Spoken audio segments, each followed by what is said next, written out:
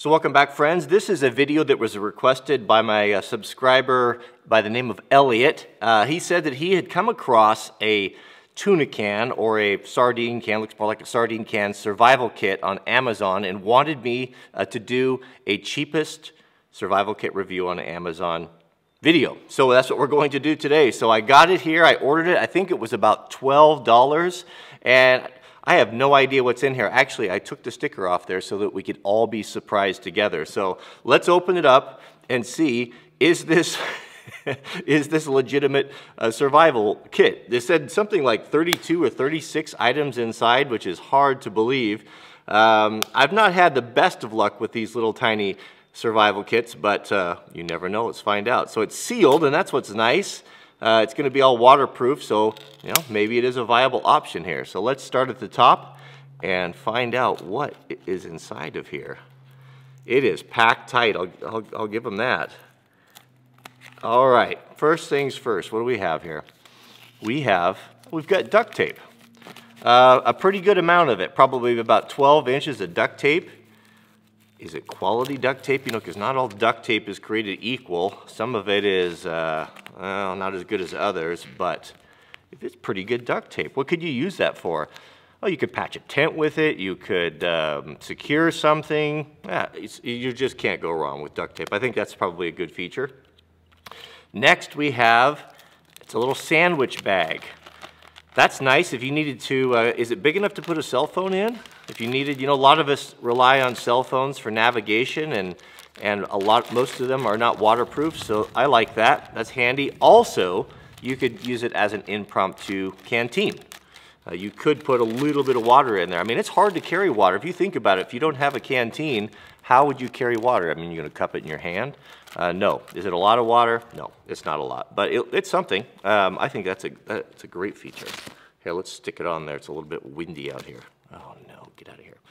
All right, next we have paper matches, just your standard paper matches. Maybe wooden matches would be a better option. These are a little bit fragile when it comes to moist areas, but better than none. I think that's probably a good option. I don't know that you would even get the wooden matches inside of one of these containers. It's very small. This is actually pretty, this is a pretty cool kit. We have a razor blade. Razor blade, I mean, if you don't have a knife and you need to cut something and you need to do maybe some first aid or dig something out or cut, I mean, that's a great option. I mean, pound for pound, it's hard to beat capability of a razor blade for just, a bazillion different reasons. I actually one time cleaned a fish with a razor blade. It's totally possible. We have in here a little bit of cord wrapped up in some green frog tape. Man, they spared no expense. That's the expensive stuff. This is a braided cord of some sort. Looks like actually pretty good stuff. Could you use it to replace a bootlace or a shoelace? Possibly. I know they probably say in the instructions that it's, you could make some sort of an animal snare with that. Good luck. I don't have a lot of experience making animal snares. But I know enough about animals that it's probably not an easy thing to do, even for experienced guys. But that's handy. Very small. Maybe they should have put a little bit more. It would have been nice to have 5 or 6 feet of that, but better than nothing. We've got 2 safety pins. Those are super handy. One time I fixed a backpack strap, hunting that had come unstitched. I had several of these in my kit. These are not very high quality ones. I mean, you can feel the spring on there. They're pretty cheap. But you've got a large one and you've got a small one. I have also read in survival books of guys saying that they've actually caught fish with these. I'd like to see that. I don't think that maybe, I don't know. I'm not thinking that that's going to happen. We've got a tea light. A tea light, this is really good. My granddad, he always carried one of these in his hunting pack. And sometimes when we had wood that was, if you're hunting like in the fall and there's a lot of snow on the ground and everything is wet, even if you have good matches, it's hard to get a fire going. You could take this little guy or a little broken end piece of a candle, put it at the base, and put some, put some wood and tinder around it, and that will burn a long time. Not to mention having a little bit of light. I should tell you the story about my friend Charlie who got lost in a cave for 5 days. That's a whole nother story. This is nice. This is actually kind of unexpected. This is brass snare wire. This stuff's actually kind of, is it really brass? Is it solid brass? I think it is. This stuff's actually kind of expensive. This is, oh man, I mean, if you need to repair, this would be a better thing to repair something with, to use it like a really heavy duty sewing string or wire, or man, just having a piece of baling wire or something like that is beyond handy. And they give us quite a bit here. How much is that? It's a chance of me getting that out without tangling it. There's 3 feet there, I'll bet. That's really nice, very nice. We have these little guys. What are these? These are, I imagine these are fire starters of some sort. Well, let's wait till the end and we'll test those to see if they work.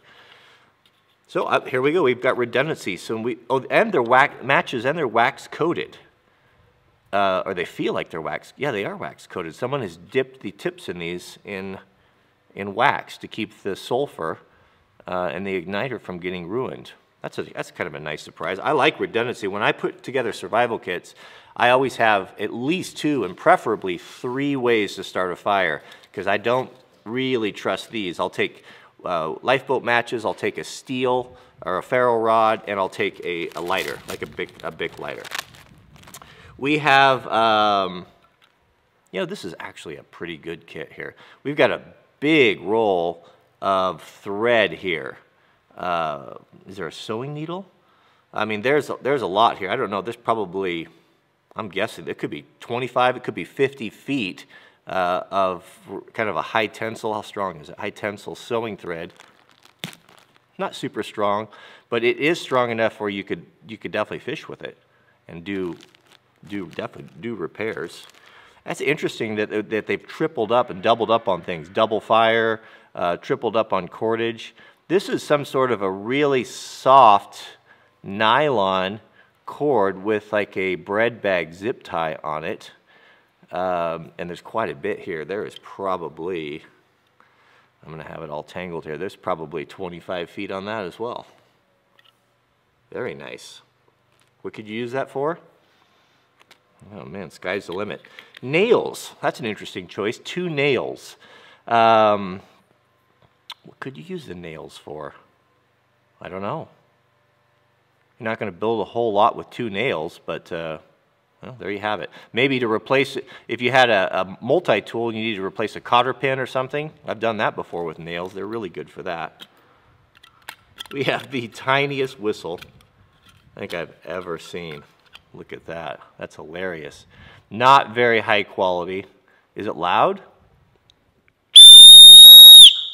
Kind of. Medium loud. It's not like a Fox 40 or anything, but it is nice to have a whistle. Your voice doesn't carry very far, especially if there's wind. And if you get down, if you got down in a hole, let's say you were backcountry skiing or something, guys fall down in tree wells, they die all the time.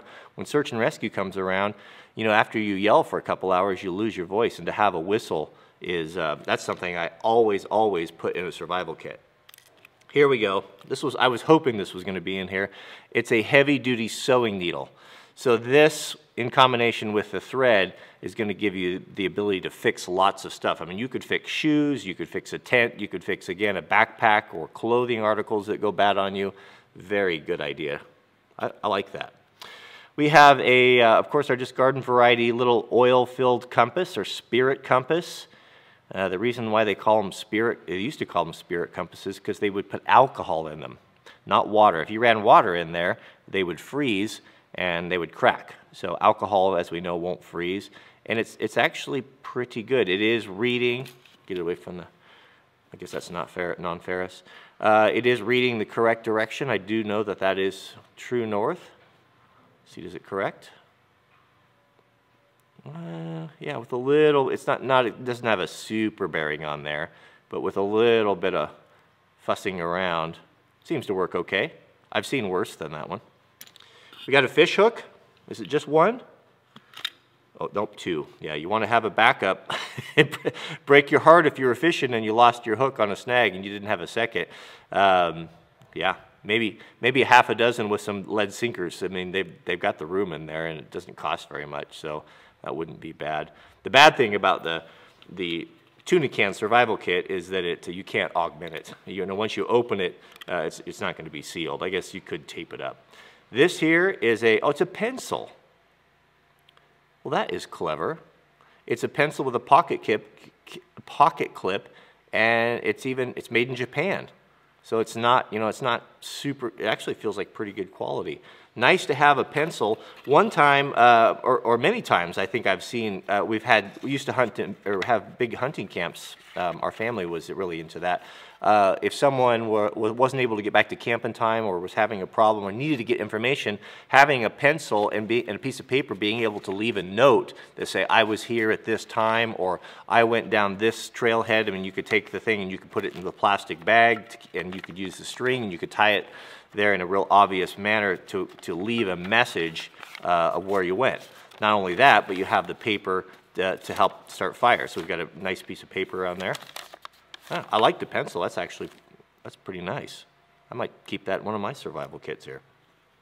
We have one of these guys. These are, we've all seen these before, kind of a credit card type survival kit.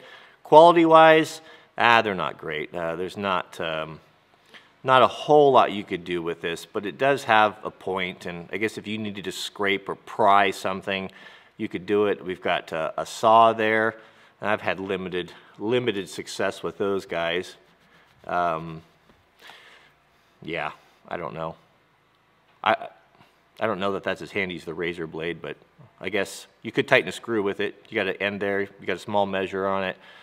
Don't have any idea what that thing is. Lanyard hole. It's all right. Well, there's something else in here too. Now remember, oh, here we go. We have an explanation here. So there are 11 things on this. There's a can opener. Okay, I see that, right there, that's can opener. Knife edge, screwdriver, ruler, bottle opener right there. We've got a butterfly wrench. What's a butterfly wrench? I don't know what a butterfly wrench is. We've got a saw blade, of course, a sundial. Who knows how to use a sundial? If I had to go out and to use this as a sundial, I would be a little bit at a loss, as I don't know how to do that. Two-position wrench and a lanyard hole, so that's it. Not really any instructions on how to use anything, but there it is. Love it or leave it. We've got two zip ties in here, or not zip ties, but the little bread bag zippy ties. I don't know what these would be good for other than keeping your bread from getting stale. A couple of zip ties would be a better addition to this, more useful, and they would curl around in there, and they would certainly fit. We have, signaling mirror. Is that legitimate? Probably not. I mean, yeah, I mean, you could get some flash off of it, but without having the aiming hole in it, like a proper signaling mirror, that would be difficult to use. I'd rather this be an extra $5 or $10 and put a real signaling mirror in there and some of the other upgrades. And then finally, in addition to the can, we have some basic survival kit. You know, this is good just psychologically. Sometimes I've actually been lost. I've spent the night out elk hunting one year, and I was kind of lost. Primarily, I couldn't get back in time, and I thought, well, wandering around the dark is going to be up. My chance of getting lost or getting hurt was going way up. So what helped me a lot was having a plan and things to do to keep your mind occupied, because it's pretty scary. I mean, you hear things at night. I was up all night, kind of stewing and worrying about stuff because you didn't know what was going on. So having a plan and kind of having something to read and to keep your mind occupied is very, very handy. And it looks like there's some pretty good stuff in here. Some pretty basic first aid kit or survival kit stuff. Is there anything else in there? There's not. All right, so before we go, how are you going to strike these matches, these wooden matches is the question, because some of these you have to have the striker to do that. So I don't know if they would strike on a rock. Let me go grab a rock and find out if they work. Okay, so here's a rock, kind of coarse.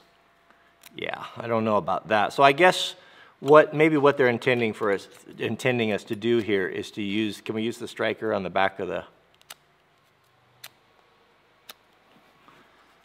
yeah, that's the problem with these.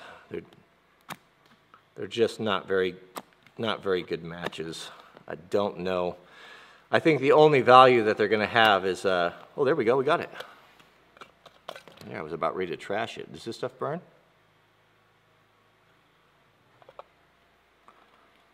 The fire starter? Yeah. It's really windy right now, so this is, of course, you know, when you need to start a fire, it's either going to be raining or windy. There you go. You've got two of them. I like the backup, man. You mess up or you drop one or lose one, to be able to have a backup there is super handy. So what's my conclusion on this? I'm actually pretty surprised. For $12, something that's super, super small, and if nothing else, just to give you something to do. If you broke down or got lost, to have a couple things, you know, to give you peace of mind, and maybe to do some slight repairs, and the whistle's okay. But this is a great idea. I think it would be cooler, maybe what we should do is to get an Altoid type of can, something that you can reopen, and I would choose a lot of the same things that we have here, only a better quality. Maybe better quality a whistle, a real signaling mirror, and I don't know, maybe, probably a knife. I'd probably rather have a knife than this. Something, maybe a tiny, like one of those itty bitty Spydercos that are, you know, they're kind of useless, but at least they're a real knife that with a real steel on them. But overall, it's pretty good, not too shabby. So that's it. That's my review of the $12 sardine can survival kit. If you have ideas or different things you'd like to see me review, let me know in the comments. Don't forget to click the thumbs up if you enjoy these videos. I think they're kind of fun to do. And that's it. We'll see you guys on the next video.